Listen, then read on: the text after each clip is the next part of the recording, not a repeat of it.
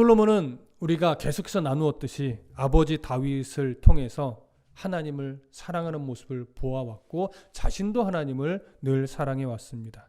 또 하나님을 섬기는 그 모습을 보며 자라서 자신도 하나님을 섬기는 일에 게으르지 않았습니다. 그래서 왕이 되기 전이나 왕이 된 이후나 변함없이 아버지 다윗이 그랬던 것처럼 하나님을 사랑했고 다윗의 법도를 따라 행했고 하나님께 예배하며 기도해 왔습니다. 이런 솔로몬의 믿음이 절정을 이루었던 큰 사건이 바로 우리는 일천번제였음을 확인을 했지요. 일천번제를 통해 그 마음이 하나님 앞에 인정을 받았습니다. 그리고 솔로몬은 하나님께 백성들의 마음을 들을 수 있는, 분별할 수 있는 그런 지혜를 구했고 하나님은 그것을 기쁘게 받으시고 전무후무한 지혜를 허락하셨으며 부귀영화까지도 허락해 주신다고 약속을 했습니다. 그 약속 이후에 백성들의 재판, 그것도 두 창기들에 대한 이 재판을 친히 솔로몬이 재판을 행하면서 우리는 그 재판을 통해 하나님이신 지혜가 얼마나 탁월했는가 이 부분까지 확인을 했습니다. 오늘은 그 백성들의 재판 가운데에서 그의 지혜가 드러났다면 이제 솔로몬 왕국에서 솔로몬이 국가의 체제를 정비하는 그 모습에서 행정적 지혜, 나라를 이끌어가는 그 지혜 또한 얼마나 탁월했는지 그 모습을 살펴보면서 그 안에 담긴 하나님의 마음을 살펴볼 것입니다. 먼저 4장 1절부터 6절까지를 우리 함께 다시 한번 읽도록 하겠습니다. 시작. 솔로몬 왕이 온 이스라엘의 왕이 되었고 그의 신하들은 이러하니라. 사독의 아들 아사리야는 제사장이요 시사의 아들 엘리호렙과 아히야는 서기관이요 아힐롯의 아들 여호사밧은 사관이요 여호야다의 아들 분하야는 군사령관이요 사독과 아비아달은 제사장이요 나단의 아들 아사리야는 지방관장의 두령이요 나단의 아들 사룻은 제사장이니 왕의 벗이요 아이살은 국내 대신이요 압다의 아들 아도니람은 노동 감독관이더라. 1절의 시작을 보면 이렇게 합니다.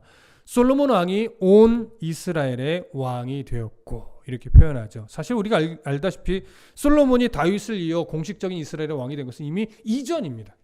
수년 전임에도 불구하고 공식적인 왕이 되었다는 이 표현을 마치 지금 또 쓰면서 지금 솔로몬이 왕이 된 것처럼 마치 묘사가 좀 되어 있지만 솔로몬이 왕이 되었다는 사실을 새삼 언급하고 있는 이유는 아마도 지금 1절부터 우리가 오늘 읽은 19절까지의 내용이 일종의 왕정보고서와 같은 역할을 하는 그런 기록이기 때문에 그 역할, 그 기록에 앞서서 솔로몬이 이스라엘 왕으로서 그 조직에 대한 기록이다라고 하는 것을 드러내기 위해서 솔로몬이 온 이스라엘 왕이 되었고라는 표현을 가장 앞에 먼저 삽입한 것으로 그렇게 여겨집니다. 그러니까 이제부터 소개하는 솔로몬의 내각 명단 그리고 행정구역의 개편들 이것을 통해서 우리는 솔로몬의 행정적 지혜의 탁월함 이것을 발견하게 될 겁니다. 자, 먼저 솔로몬의 내각 명단입니다. 우리가 1절부터 6절의 내용이 바로 이 내각 명단에 대한 내용인데 어떤 내각을 구성했냐면 첫 번째 제사장입니다. 여기서 말하는 제사장은 일반 제사장이 아니라 대제사장을 의미하는 거죠. 그 다음에 서기관, 그 다음에 사관, 군사령관, 지방관장의 두령, 그 다음에 왕의 벗, 그 다음에 국내 대신, 그 다음에 노동감독관 이렇게 8가지의 내각으로 개편을 하고 조직을 세웠습니다. 여기서 언급된 이제 이 내각들을 조금 살펴보면 첫 번째로 언급된 제사장, 사독의 아들 아사리야가 이제 대제사장이 된 것이죠. 그리고 두 번째로 언급된 건 서기관입니다. 엘리호렙과 아히야가 서기관이 됐는데 이 서기관은 국가의 행정적 책임을 맡은 관직이다라고 이해하시면 될 겁니다. 쉽게 생각하면. 그 다음에 사관입니다. 여호사밧이라는 인물이 사관이 되었는데 한 나라의 국사를 기록하는 것 그리고 국정 일지를 기록하는 이런 일들을 담당했던 관직이라고 생각하시면 될 것 같습니다. 그 다음에 언급된 군사령관 우리가 익히 들었던 이름 분하야라고 하는 인물이 군사령관이 되었습니다. 이스라엘의 군대를 총괄하는 그런 관직이죠. 그 다음에 지방관장의 두령이라고 합니다. 지방관장은 잠시 후에 또 언급이 될 텐데 12명의 지방관장들을 통솔하는 그런 책임자로서의 관직입니다. 그리고 왕의 벗이라고 하는데 이 왕의 벗은 사부시라는 인물이 되었습니다. 왕의 자문관이다. 개인 자문관 역할을 하는 사람이다 라고 이해하시면 될 겁니다. 이 개인 자문관을 보통 이렇게도 표현하죠. 모사다 이렇게 표현하기도 합니다. 그러니까 아주 지혜를 발휘해서 왕에게 훌륭한 어떤 조언을 많이 해주는 그런 인물이죠. 그 다음에 언급된 관직은 국내 대신입니다. 아이살이라고 하는 인물이 국내 대신이 되는데 왕궁 살림 전체를 관장하는 인물입니다. 왕실의 재산을 관리하고 보호하고 하는 그런 관직이라고 이해하시면 될 겁니다. 근데 이 관직은 특별히 솔로몬의 부유함이 너무나 많아서 새롭게 생긴 그런 관직이 원래 있던 관직은 아닙니다. 그래서 솔로몬 시대에 새롭게 생긴 관직이다라고 하는 것을 생각하시면 좋을 것 같습니다. 마지막으로 언급된 관직은 노동감독관입니다. 아도니람이라고 하는 인물이 이제 노동감독관이 되는데 어떤 나라의 공적인 공사 또는 건축 이것을 책임지는 사람입니다. 특히 이런 공사에는 항상 이 인력들이 동원이 돼요. 징집대에서 약간의 강제성이 있는 징집인데 이런 어떤 노동하는 사람들이 징집이 돼서 그들을 데리고 나라의 공적 건축 같은 것을 해낼 때 이들을 책임지고 관리해서 건축을 행하는 이런 관직이 바로 노동감독관입니다. 이렇게 8가지의 관직을 내각으로 세워서 이제 솔로몬이 정치를 이끌어 가는데 이런 내각 명단을 잘 보시다 보면 약간 의외의 명단이 하나 살짝 실려 있어요. 그게 누구냐? 어디냐면 4절에 보시면 사독과 아비아달은 제사장이요. 이런 기록이 살며시 들어가 있어요. 우리 제일 먼저 언급된 관직이 뭐였어요? 제사장, 그러니까 대제사장이에요. 이미 대제사장이 앞에서 언급되는데 중간에 살며시 제사장 사독과 아비아달에 대해서 언급을 합니다. 그러나 우리가 이미 알고 있다시피 사독은 아마도 고령이어서 대제사장직에서 은퇴하고 이미 그 아사리아가 제사장으로 새롭게 임명된 것으로 여겨져요. 그러니까 분명 은퇴했을 거예요. 그 다음에 아비아달은 솔로몬이 어떻게 했어요? 바로 대적자의 편에 섰었던 이유로 대제사장직에서 파면했고 고향으로 귀향을 보냈었습니다.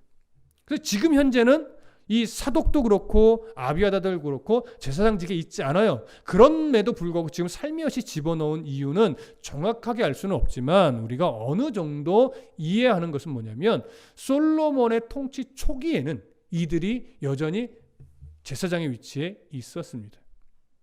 그리고 사독도 그렇고 아비아달도 그렇고 특히 아비아달이 파면당하긴 했지만 다윗 시대에 다윗의 어떤 왕국 건설에 크게 이바지했던 공로는 분명히 있기 때문에 그것을 인정해서 이들을 존중하는 의도로 이 명단에 살짝 살며시 기록해 놓은 것으로 이해가 되어집니다.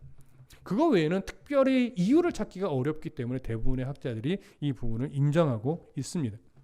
자, 그러면 사독과 아비아달에 대한 기록은 이런 좀 특징적이 있어서 살며시 왜 들어갔는가를 우리가 언급했다면 여기서 한 가지 우리가 이제 정리해야 될 것이 뭐냐면 솔로몬의 이 내각 명단 8개의 관직으로 구성된 이 내각 명단에서 볼 수 있는 중요한 특징이 뭐냐?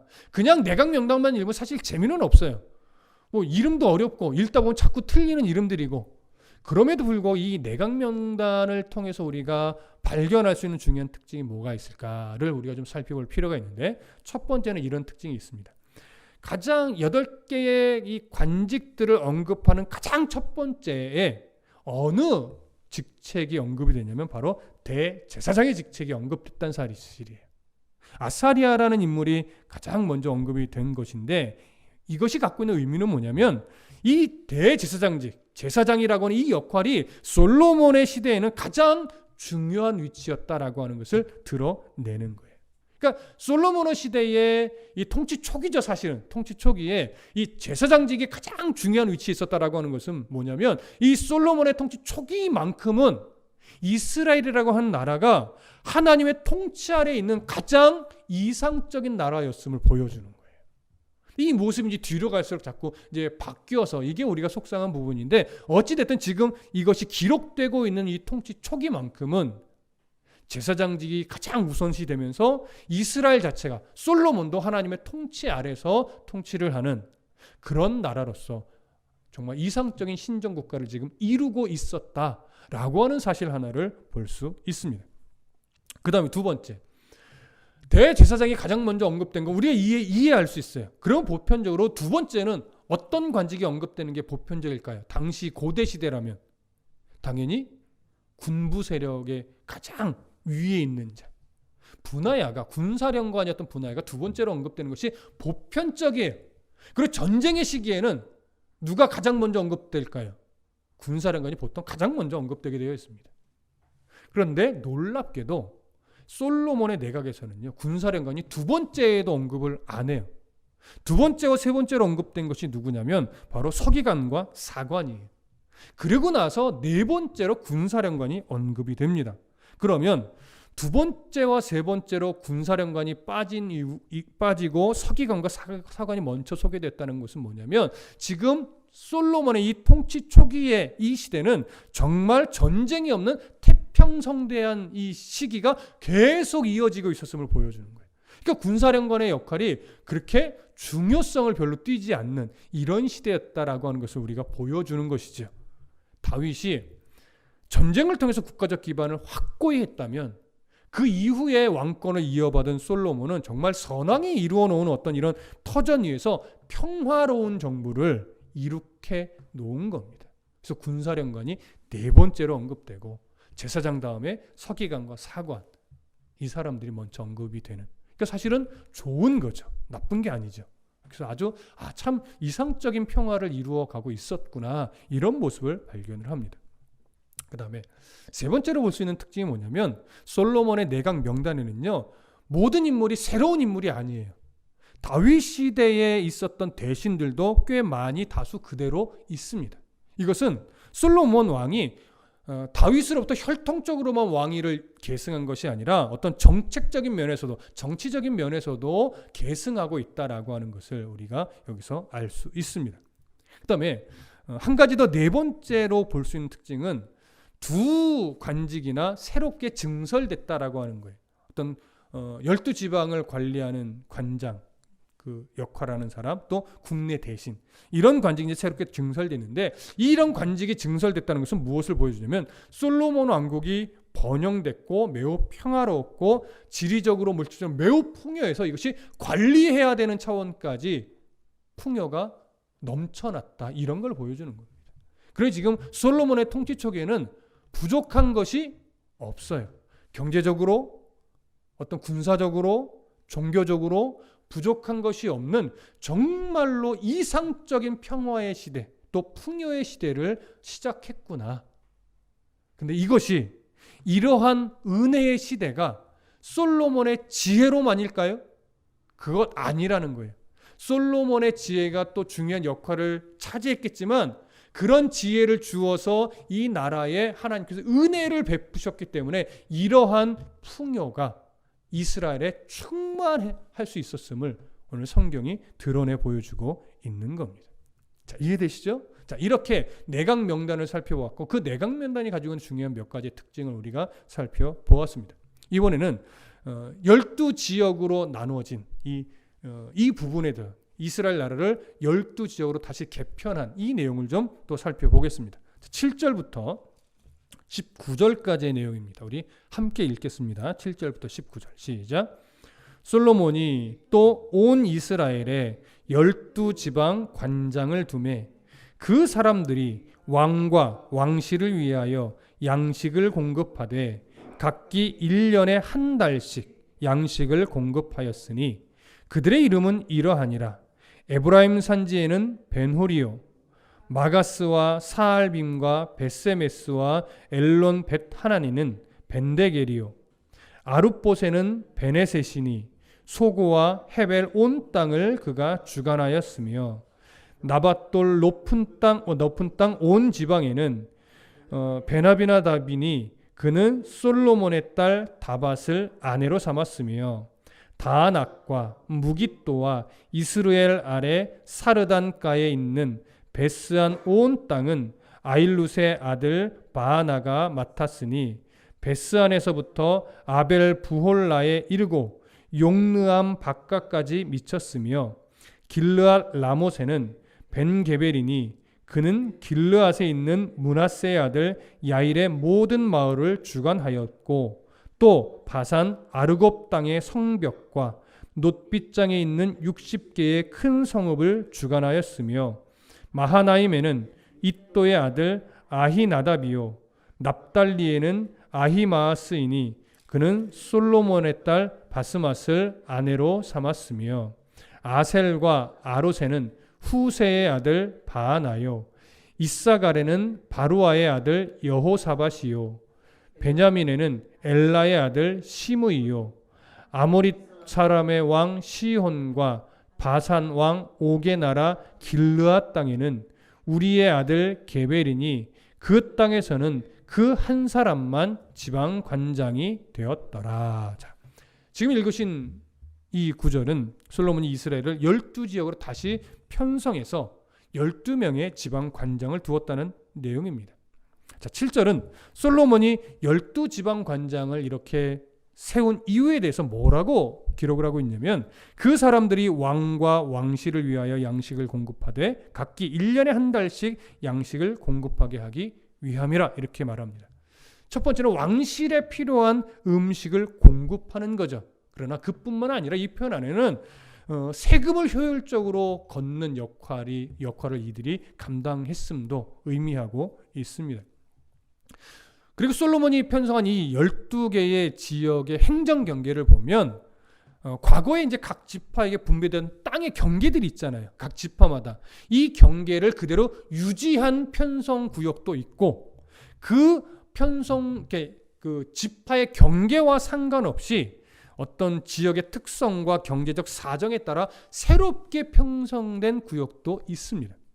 이것은 무엇을 의미하냐면 솔로몬이 이스라엘 땅의 전체 지역을 12개로 분할하여 편성할 때 각 지파에게 분배된 기업의 어떤 경계에 구애받지 않고 각 지역의 특성, 경제적 상황 이런 것을 근거로 해서 새롭게 편성했음을 의미하는 겁니다. 근데 여기서 이렇게 12지역으로 나누고 구분해서 관장을 세우는 이 기록에서요 중요한 특징이 하나 있는데 그것이 뭐냐면 특징이라고 해도 좀 의아한 거예요. 유다 지파의 지역에 빠져요. 유다 지파를 제외하고 나머지 지파들의 땅을 12구역으로 나눠서 지방관장을 세워서 음식을 공급하게 하고 세금을 걷었다는 얘기예요. 이 얘기는 뭐예요? 유다 지파는 음식을 공급했다는 거예요? 안 했다는 거예요? 안 했다는 거예요. 세금을 냈다는 거예요? 안 냈다는 거예요? 안 냈을 가능성이 많다는 거죠. 왜 유다 지파가 제외됐을까? 아마도 이 행정구역상에 포함시키지 않은 것은 유다 지파의 지역을 왕실 직속령으로 삼았기 때문으로 봅니다. 그러니까 왕이 특별히 어떤 일을 맡기고 일을 수행하는 이런 지역으로 이렇게 바꿔버린 거죠. 여러분, 이건 사실 분명히 특혜가 맞습니다. 이런 특별한 혜택을 유다 지파에게 주었을 때 이 통치 초기에는 별로 문제가 안 됐어요. 왜? 워낙 풍요로우니까 상관이 없는 거예요. 유다 지파가 특혜를 받든 안 받든 가진 풍요가 너무 많으니까 별로 문제 삼을 일이 없고 문제가 되지도 않았어요. 그러나 이게 좋을 때가 좋죠. 뭔가 문제가 생기면 화살이 이 문제를 들고 일어날까요? 안 일어날까요?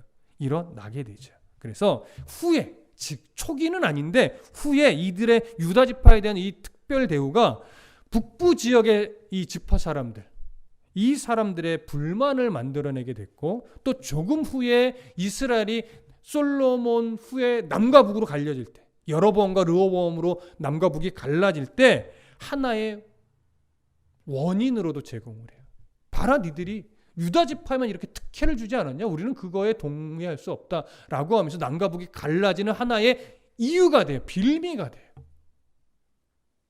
그러니까 지금 이 안에서는 이 기록이 풍요로움을 드러내지만 사실 이 기록이 한 면으로는 이후에 있을 어떤 안타까운 사건의 복선의 역할도 드러내고 있음을 거기까지 우리가 볼 수 있어야 됩니다. 이렇게 솔로몬은 어찌됐든 이 통치 초기만큼은 하나님 주신 지혜를 가지고 내각을 효율적으로 개편했고 지역을 재분배하면서 왕국을 보다 효율적으로 통치할 수 있었음은 분명하고 체계적으로 관리했던 것도 분명합니다. 그리고 이러한 개편을 통해서 효율적으로 관리한 결과 이스라엘은 정말 계속된 풍요를 누릴 수 있었어요. 어느 시점까지는. 그 내용이 20절과 21절에 기록되어 있습니다. 자, 그 모습을 함께 읽겠습니다. 20절, 21절 시작. 유다와 이스라엘의 인구가 바닷가의 모래같이 많게 되매 먹고 마시며 즐거워하였으며 솔로몬이 그 강에서부터 블레셋 사람의 땅에 이르기까지와 애굽 지경에 미치기까지의 모든 나라를 다스림으로 솔로몬이 사는 동안에 그 나라들이 조공을 바쳐 섬겼더라. 자, 20절의 기록을 보면 솔로몬 때에 이스라엘 백성들의 숫자가 얼마나 많았는지 바다의 모래처럼 많았다라고 합니다. 근데 인구가 이렇게 많았을 뿐만이 아니라 모두가 먹고 마시고 즐거워하였다라고 기록을 합니다. 이것은 당시에 이스라엘의 모든 백성이 인구도 많았지만 물질적으로 엄청난 풍요를 누리고 있었다라고 하는 것이고 정치적으로도 매우 평안한 시대를 살고 있었음을 보여주는 겁니다. 그런데 이 기록에서 우리가 문득 누가 떠올라야 돼요. 이스라엘의 인구가 바닷가에 모래같이 많았대요. 어떤 약속이 떠오릅니까? 하나님이 아브라함에게 주셨던 그 약속. 너의 후손을 하늘의 별과 같이 바다의 모래같이 많게 번성하게 해주겠다. 이 약속이 우리가 떠오르게 되죠. 다시 말하면 하나님께서 아브라함에게 주셨던 약속이 가시적으로 성취된 것이 언제란 얘기예요? 솔로몬의 때라는 얘기예요. 물론 중간중간에도 있었죠. 하지만 구체적으로 이 같은 표현을 쓰면서 그 성취된 것을 보여주는 기록은 바로 이 부분입니다. 아브라함에게 약속하신 지 무려 거의 1000년 만에 이 약속이 성취가 된 거예요. 자, 그러면 여기서 볼 수 있는 게 뭐예요? 하나님의 약속은, 한번 해주신 약속은 아무리 오랜 세월이 흐른다 해도 반드시 성취되고야 만다라고 하는 이 사실을 보여주는 것이죠. 그리고 나서 이제 21절을 보면 당시 이방의 여러 강대국들이 이스라엘을 괴롭혔던 강대국도 포함이 돼요. 그런 강대국들이 솔로몬이 통치하라는 그 동안에는 이스라엘을 섬기며 조공을 바쳤다고 기록을 합니다. 21절에 언급된 세 가지 지역이 있어요. 그 강, 블레셋 사람의 땅, 남쪽 경계 이렇게 말하는데 이것은 가나안, 이스라엘 지경을 기준으로 북쪽과 그다음에 서쪽과 남쪽을 의미하는 겁니다. 그러니까 서쪽이라고 하는 것은 사실 지중해 쪽이고 원래 이스라엘 땅인데 쫓아내지 못했던 블레셋 사람 그쪽을 말하는 거예요. 그래서 이스라엘 괴롭혔던 가나안 북쪽의 이방 민족, 그 다음에 서쪽이지만 남서쪽에 가깝죠. 지중해 연안의 이 이방 족속들, 또 애굽 근경으로 쭉 내려가게 되는 또 남쪽의 이방 민족들, 그런 강대국들이 이스라엘을 그렇게 끊임없이 괴롭혔던 강대국들이 솔로몬의 시대에는 이스라엘을 섬기며 조공을 바치는 그런 이방 국가가 되었다라고 하는 사실. 그러니까 정치적으로도 얼마나 강력했었는지를 보여주는 겁니다. 자, 이러한 내용들을 볼 때 우리는 솔로몬에게 부어신 하나님의 은혜가 경제적으로, 군사적으로, 정치적으로 얼마나 대단했었는지를 알 수 있습니다. 당시 이스라엘이 누리고 있는 이 풍요, 또 평안, 그리고 영향력은 단순히 솔로몬의 힘으로만 된 것이 아님을 우리는 익히 알고 있습니다. 솔로몬을 통해서 역사하셨던 하나님의 지혜, 그리고 하나님의 놀라운 통치가 이 이스라엘을 이렇게 풍요롭게, 이렇게 강력하게 세워주셨던 것이죠. 자, 그렇다면 지금 솔로몬이 누리고 있는 이 복의 내용이 열왕기서의 1차 독차, 나라를 잃고 포로가 되어 희망을 잃어버리고 절망 가운데 살고 있는 포로 시대의 이스라엘 백성들에게는 어떤 의미로 다가왔을까요? 다르게 질문하면 어떤 의미로 다가와야만 했을까요? 우리는 오늘 이 부분을 확인해야 됩니다. 솔로몬의 왕국은 여러 면에서 누구를 예표한다고 말할 수 있죠? 예수 그리스도로 말미암아 도래할 메시아 왕국을 예시하고 있습니다. 메시아 왕국은 솔로몬의 왕국보다도 더 많은 백성으로 가득할 겁니다. 메시아 왕국은 솔로몬의 왕국보다도 더 풍요로울 것이며 더 완전한 평화의 나라일 것입니다. 그리고 뿐만 아니라 메시아 왕국은 대적자가 전혀 없는 그런 왕국이죠. 죄와 아무 상관없는 왕국이 될 겁니다. 그렇다면 이렇게 우리가 꿈에도 그리는 정말 기대하고 소망하는 이 메시아 왕국은 아브라함 언약이 1000년 만에 솔로몬 왕국으로 실현되었다면 그 본질적 의미에서 메시아 왕국은 하나님의 때에, 우리의 기대와는 다른 하나님의 때에 분명히 이루어질 것이라는 것을 오늘 우리에게 보여주는 것이죠. 그리고 물론 포로 시대 이스라엘 백성들에게도 보여주는 겁니다. 그러니 이 글을 대하는 1차 독자 포로 시대의 이스라엘 백성들은 낭망하고 절망 가운데서 살아갈 것이 아니라 이 글을 통해서 다시금 뭘 품어야 돼요? 소망을 품어야 돼요. 하나님이 우리를 버린 것이 아니구나. 메시아 왕국은 끝내 이 땅에 도래하게 되어 있구나. 그때가 언제가 되든지 우리는 하나님의 약속을 신뢰함으로 메시아 왕국이 이 땅에 도래할 때까지 기쁘게 내게 주어진 이 고난의 삶을 이겨내며 감사함으로 살아가야 되겠구나. 이렇게 다시금 소망이 타올라야 하는 것이죠. 그러니 그러한 메시아 왕국은 포로 시대의 이스라엘 백성들뿐만이 아니라 코로나 시대를 살아가고 있는 오늘 우리에게도 동일하게 나타나야만 하는 겁니다. 메시아 왕국에 대한 소망을 가지고 하나님 나라의 그 풍요로움과 그 평화로움과 그 아름다움을 우리 안에 살아있는 영적 시선으로 바라볼 수만 있다면 이 코로나 시대는 그저 절망적인 시대만은 아닐 겁니다. 최근 들어 2.5단계로 상향 조정되면서 나오는 뉴스마다 정말로 곳곳에 경제적으로 참 어려운 사람들의 이야기가 가득합니다. 어떤 곳은 문을 닫기도 하고 왜 우리만 이렇게 문을 닫아야 되냐라고 하는 외침도 많습니다. 너무나 절망적인 뉴스들로 가득 차 있는 이 시대에 많은 그리스도인들도 절망적인 상황에 수없이 놓여 있을 겁니다. 기도한다고 해결되지 않고 있기 때문에 더 절망스러울 것이고 하나님 앞에 엎드려도 해결될 기미가 보이지 않아서 더 실망스럽고 더 고통스러울 겁니다. 이때 우리는 그들에게 어떤 위로를 할 수 있을까요? 저는 아무런 위로도 할 수 없을 것 같습니다. 다만 오늘 성경이 드러내는 것 하나는 그럼에도 불구하고 하나님이 그 한 영혼 한 영혼을 결코 외면하거나 버리시지 않는다라고 하는 겁니다. 우리의 기대와는 다른 모습으로, 우리의 기대와는 다른 방법으로, 또 우리에게 원하시는 다른 그 어떤 것을 위해서 하나님 그 아픔마저도, 하나님 그 절망마저도 분명히 사용하셔서 우리로 하여금 다시금 없는 가운데, 절망 가운데 소망이 일어나도록 분명히 은혜를 베푸실 겁니다. 절망 중에 낙심하지 않는 법을 배우는 것이 바로 하나님과 동행하는 자가 누릴 수 있는 기쁨이요 또 참된 평안일 것입니다. 제가 줄 수 없는, 제가 드릴 수 없는 이 기쁨, 이 감사, 이 평안이 오늘 말씀을 앞에 온 마음을 내어놓는 여러 성도들의 삶 가운데 아름답게 일어나기를 소망하고 축복합니다.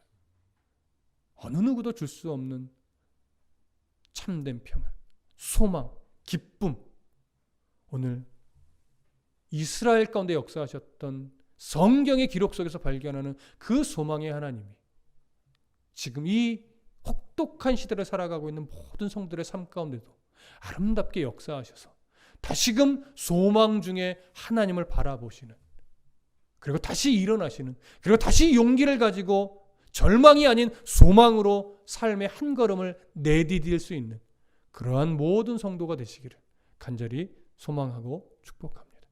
기도하겠습니다.